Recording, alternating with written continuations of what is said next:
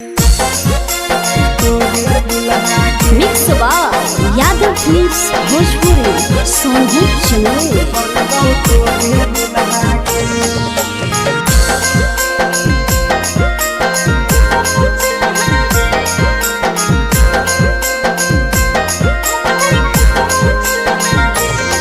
अगे फूलल फूलल लाले देहिया के सिहारा कहीं खुला गे।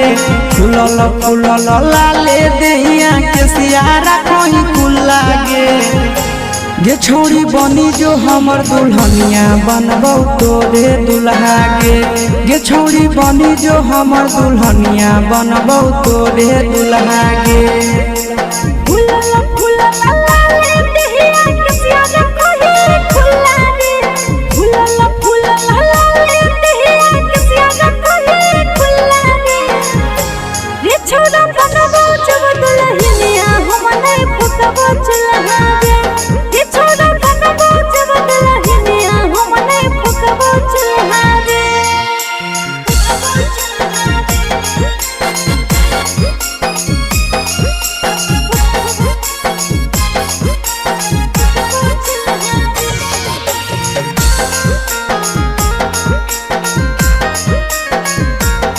छोड़ी बनी जो हमर दुल्हनिया बनबौ तोरे दुल्हा गे।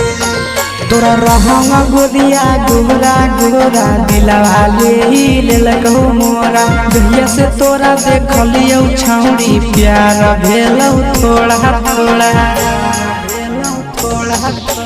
पीछा नहीं तोई करे रे छोरा जहां न जइते मैया मोरा। पसंद में हमें करहियो तोरा ऐसे नहीं तोई धोरी कोरा। उठावा चकहल डाला लागौ गाला लागौ गुला गुला गे।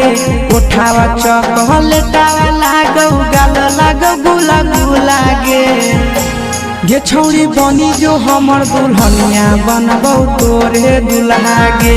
रे छोरा बनबौ जब दुल्हनिया हम नहीं फुकबौ चुल्हा गे।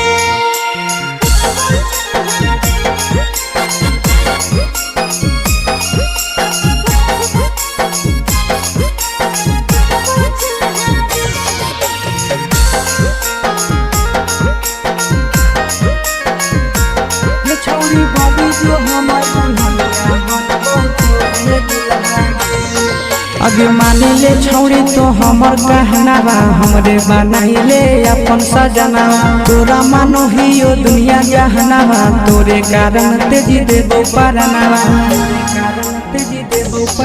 अरे ऐसे ने बोले रे आशीष नंदनवा तोरे बनैबो अपन बहुना।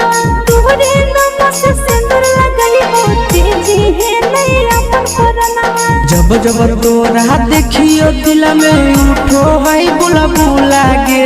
जब जब तोरा देखियो दिल में उठो है बुलबुला गे छौड़ी बनी जो हमर दुल्हनिया बनबौ तोरे दुल्हा गे। रे छोरा बनबौ तोरे दुल्हनिया बनै